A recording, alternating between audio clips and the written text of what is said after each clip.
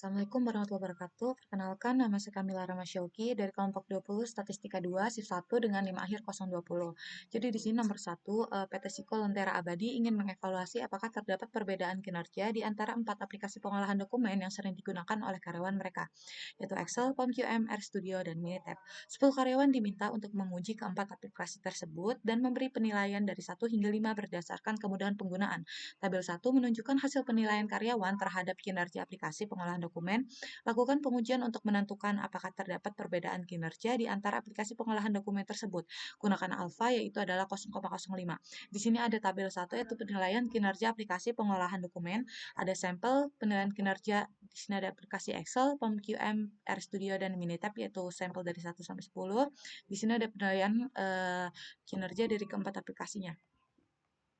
Selanjutnya saya akan menjelaskannya di RStudio. Untuk nomor 1 di sini masuk ke uji Friedman karena Friedman itu adalah uji non-parametrik digunakan untuk menguji perbedaan antara 3 ataupun lebih dari perlakuan atau kondisi yang diberikan kepada subjek itu yang sama ataupun sekelompok dengan subjek yang sama. Jadi karena keseluruhan karakteristik nomor 1 itu karena ada lebih dari 2 perlakuan yang dibandingkan. Lalu soal ini juga ada 4 aplikasi, ada Excel, POM-QM, RStudio, dan Minitab. Lalu subjeknya tuh ya sama juga karena ada 10 orang karyawan dan data ordinal itu ada skala penilaiannya ada 1 sampai 5 serta dari tujuan pengujian nomor 1 ini di soal apakah ada perbedaan yang signifikan antara perlakuan. Lalu yang pertama di sini untuk hipotesisnya yang satu ada H0 tidak adanya perbedaan, lalu untuk yang H1 itu adanya perbedaan setidaknya 1. Di sini kita masukin aja datanya. Untuk Excel itu ada penilaiannya ada 4, 3, 5, 4 sampai 2, lalu POM-QM dari 5 sampai 4 juga, RStudio dari 3 sampai 5, Minitab juga dari 2 sampai 3, lalu untuk di sini ada hasil penelitian. Lalu di sini kita menggunakan hasil penelitian yaitu data frame Excel, POM-QM, RStudio, dan Minitab. Jadi di sini kita menggabungkan semua vektor menjadi satu yaitu data frame-nya agar bisa dianalisis bareng-bareng dari keempat aplikasi ini. Lalu di sini ada hasil penelitian, lalu ada Friedman test. Friedman test itu digunakan untuk uji Friedman dengan data matriks. Jadi datanya itu diolah menjadi matriks numerik, lalu di sini kita menggunakan hasil penelitian. Kita running soal nomor 1.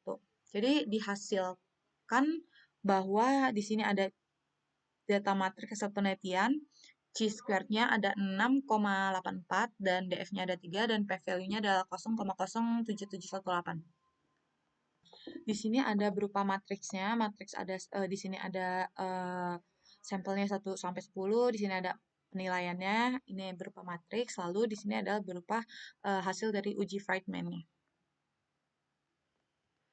Lalu di sini hasilnya adalah 0,07718, berarti lebih besar dari level signifikansi yang umum digunakan, yaitu adalah 0,05 sesuai dengan soal juga. Lalu kesimpulannya adalah berdasarkan tes Friedman yang sudah dilakukan, H0 diterima dan lalu tidak ada perbedaan signifikansi antara keempat metode tersebut, antara keempat dari aplikasinya. Jadi perbedaan antara Excel, POM-QM, RStudio, serta Minitab secara statistik tidak signifikansi berdasarkan data yang ada. Selanjutnya ke Minitab.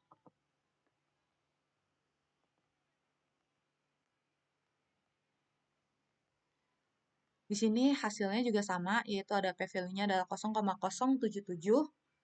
Lalu untuk chi-square-nya adalah 6,84.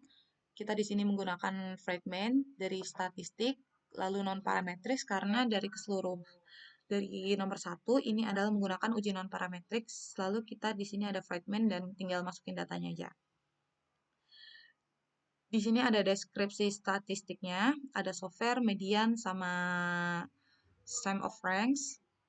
Lalu di sini chi-square dan p-value-nya itu sama hasilnya dengan yang di RStudio. Selanjutnya yang nomor 2.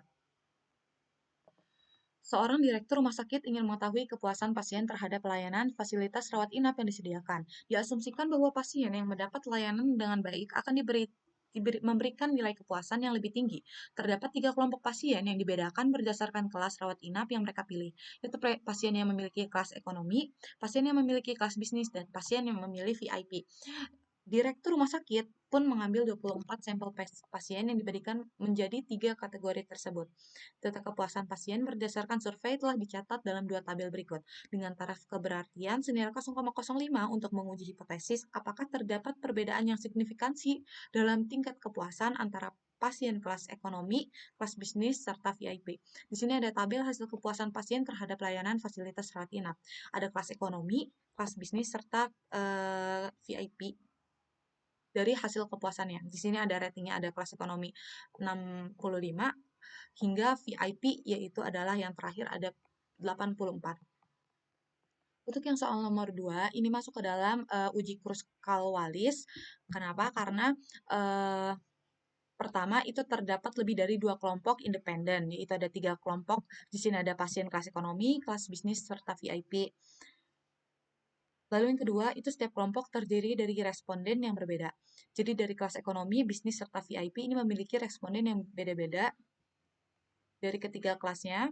Lalu skala dan data minimal ordinal dalam hal ini datanya adalah bersifat kontinu. Lalu di sini juga dari soalnya tujuannya adalah ingin tahu apakah 2 perbedaan tingkat kepuasan antar kelas sehingga digunakan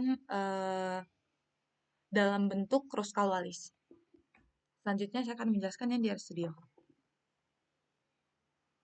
Di sini ada uji Kruskal-Wallis, H0-nya itu adalah asumsinya tidak adanya perbedaan, lalu untuk H1-nya itu ada perbedaan itu minimal 1 dari kelas ekonomi. Kita bikin kita masukin datanya ada 65 dari semua kepuasan pelanggannya, kelas bisnis juga, VIP.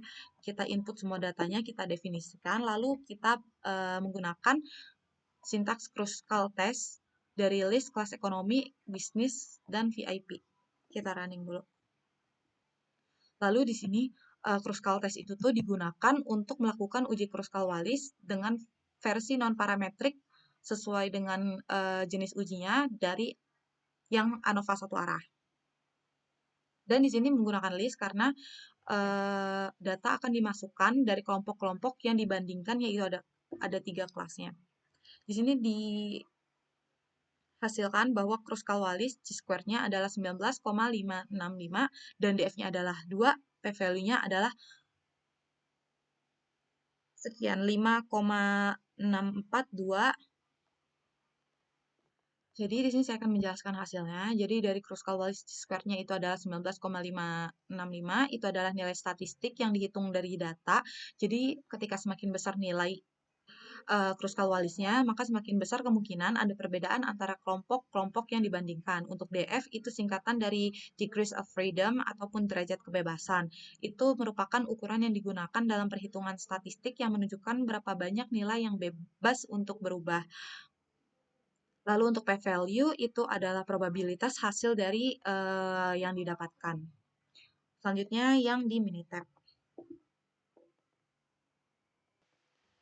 Untuk hasil dari Minitab sendiri ini ada yang diperoleh dari RStudio karena di Minitab ini cuma menampilkan dari 0,00 karena kosongnya di RStudio banyak, jadi ini hasilnya sama. Untuk DF-nya juga adalah 2, sama dengan yang di RStudio. Selanjutnya untuk nomor 4.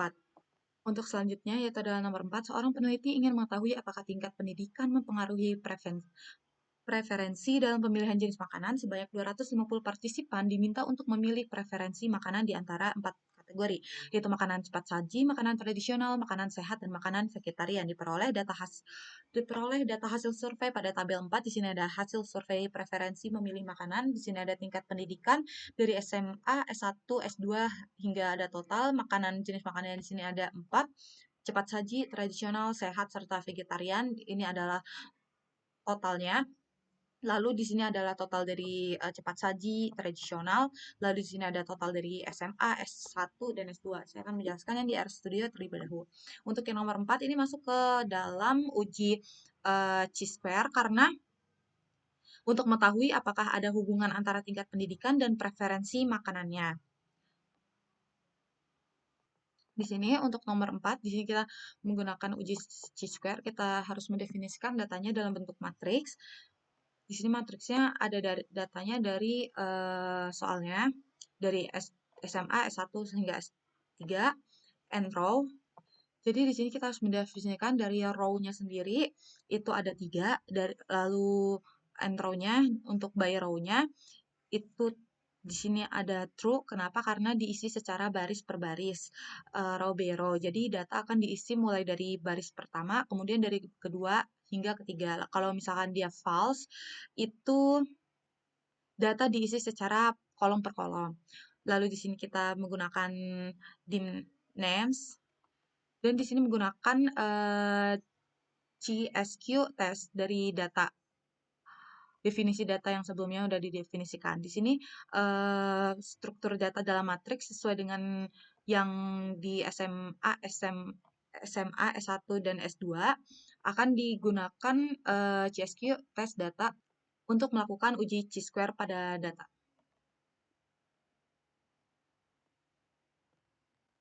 Di sini dihasilkan bahwa X squared-nya adalah 2,3453 dan DF-nya adalah 6 serta P-value-nya adalah 0,885. Di sini ada bentuk matriksnya.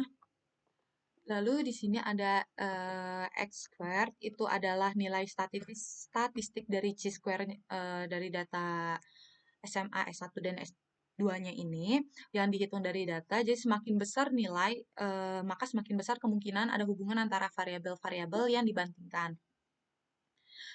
Tetapi dalam kasus yang nomor 4 ini, itu termasuk nilai Chi-square-nya relatif kecil. Lalu untuk DF atau decrease of freedom ataupun derajat kebebasan itu digunakan dalam perhitungan untuk jumlah kategori pada variabel-variabel yang dibandingkan. Untuk p-value-nya itu adalah 0,8854 untuk probabilitas bahwa hasil yang kita dapatkan itu muncul secara hipotesis ataupun nol besar. Bahwa tidak ada hubungan antara variabel-variabel yang dibandingkan. Untuk selanjutnya yang dari Minitab. Untuk yang hasil Minitab juga hasilnya sama dari yang RStudio tadi. Di sini ada DF derajat degrees of freedom-nya itu ada 6 ataupun derajat kebebasannya. Untuk nilai Chi-square-nya adalah 2,345. Ini sama dengan hasil yang RStudio dan p-value-nya. Probabilitas hasil dari datanya itu juga sama, yaitu adalah 0,885 dan 0,886. Jadi kesimpulannya, p-value-nya itu adalah 0,8854, itu sangat besar, jauh di atas ambang batas signifikansi yang umum yang digunakan, yaitu adalah 0,05. Jadi menunjukkan bahwa tidak memiliki bukti yang cukup untuk menolak hipotesis dari nol, sehingga H0-nya itu diterima. Selanjutnya untuk yang soal nomor 7, yaitu soal peneliti agrikultur ingin mengetahui apakah jenis pupuk yang digunakan pada tanaman tomat berpengaruh terhadap berat hasil panen. Peneliti membagi lahan menjadi 3 kelompok, di mana masing-masing kelompok diberikan jenis pupuk yang berbeda, yaitu pupuk organik, pupuk kimia, serta pupuk campuran. Setelah masa panen, peneliti mengukur berat hasil panen dalam kilogram dari beberapa sampel tanaman secara acak. Data yang diperoleh disajikan dalam tabel 7 yaitu adalah sebagai berikut. Yaitu di sini ada berat hasil panen, ada jenis pupuk yaitu organik, kimia, serta campuran. Di sini ada beratnya organik 2,1, 1, 2, 4,4, hingga yang campuran adalah 5,4. Dengan taraf signifikansi sebesar 5%, tentukan apakah terdapat perbedaan median berat hasil panen tomat di antara ketiga jenis pupuk tersebut. Lakukan uji hipotesis yang sesuai. Dalam soal nomor 7 ini masuk ke dalam Kruskal-Wallis karena untuk mengetahui apakah ada perbedaan median berat hasil panen tomat di antara ketiga jenis pupuk, yaitu ada organik, kimia, serta campuran, serta digunakan hipotesis H0 dan H1-nya. Kita anggap untuk hipotesis H0-nya itu tidak ada perbedaan median berat hasil panen tomat di antara ketiga jenis pupuk. Lalu untuk H1-nya itu ada perbedaan median berat hasil panen tomat di antara ketiga jenis pupuk tersebut. Lalu tes Kruskal-Wallis itu digunakan karena pada soal nomor 7 ini memiliki lebih dari 2 sampel independen, yaitu organik, kimia, serta campuran, dan ingin mengetahui apakah ada perbedaan median antar kelompok-kelompok dari ketiga pupuk tersebut. Dan alternatif dari non-parametrik untuk ANOVA satu arah. Lalu di sini untuk yang di R studianya kita menggunakan uji mood median dulu. Kita definisikan dulu di sini ada jenis pupuknya, itu ada organik, kimia, serta campuran. Di sini ada jumlah datanya 4, 5, dan 4. Untuk berat hasil panen kita definisikan ada 2,1 untuk yang organik, 1, 2, 4,4 hingga campuran. Di sini ada 3,1 hingga 5,4. Di sini menggunakan exam data, itu ada data frame, yaitu definisi dari jenis pupuk, berat hasil panen. Untuk sintaks ERP ini untuk mengulang nilai. Sehingga ketika dari organik ini 4, kita bisa membuat vektor dari ketiga pupuk ini. Lalu untuk data frame itu digunakan untuk membuat data frame dari 2 vektor yang tadi, sehingga bisa dipakai untuk menganalisis statistik yang grafik untuk box plotnya. Sehingga lalu kita gunakan box plot. Di sini ada box plot dari definisi berat hasil panen, jenis pupuk, serta dari datanya yaitu ada dari exam data. Di sini ada main, xlab, dan call. Di sini ada main xlab itu digunakan untuk judul serta label dari sumbu nanti dari grafik box plot yang bakal dibuat. Lalu untuk cool itu adalah coloring ataupun warna kotak box plot untuk tiap kategorinya. Lalu di sini kita menggunakan install package dari RFAI Dememoire itu digunakan untuk menyediakan fungsi uji statistik non-parametrik untuk termasuk mood median test ini. Di sini ada digunakan library, kita mengaktifkan package library-nya dulu, ada dari RFAI Dememoire untuk mood testnya itu digunakan untuk melakukan uji mood median test karena yang di soal nomor 7 ini menggunakan mood median. Lalu untuk berat hasil panen itu ada formulanya yaitu ada berat hasil panen serta jenis pupuknya. Untuk exam data itu digunakan untuk data frame 4 variabel. Lalu untuk di sini ada false karena untuk menggunakan aproksimasi yaitu adalah bukan uji eksak, bisa dites dengan true untuk uji eksaknya. Namun di sini menggunakan false karena hanya untuk menggunakan aproksimasi, bukan untuk dari uji eksaknya tersebut, sehingga menggunakan false. Lalu ketika ini udah di running, box plotnya akan seperti ini untuk sumbu Y-nya itu ada berat hasil panen. Lalu untuk sumbu X-nya itu ada campuran kimia serta organik dari ketiga pupuknya ini. Di sini untuk warna pink itu ada pupuk campuran. Untuk yang warna merah itu ada pupuk kimia. Lalu untuk organik itu ada pupuknya warna oranye. Di sini ada jenis pupuk. Lalu di sini yang 1, 2, 3, 4, 5 itu ada berat hasil panen. Lalu di sini juga ada mood median testnya, itu berat hasil panen sama jenis pupuk, itu ada X squared-nya itu ada 2,1357, untuk derajat kebebasannya itu ada 2, untuk p-value-nya adalah 0,347. Ini untuk yang di mini tab-nya hasilnya juga sama, p-value-nya adalah 0,376 dan derajat kebebasannya adalah 2. Di sini ada garis tengahnya itu yaitu adalah median, untuk bagian bawah atas box itu kuartil pertama atau Q1, serta yang bawahnya itu adalah kuartil 3. Dari data ini itu tidak memiliki outlier ataupun yang keluar garis. Sekian dari saya, kurang lebihnya mohon maaf. Wassalamualaikum warahmatullahi wabarakatuh.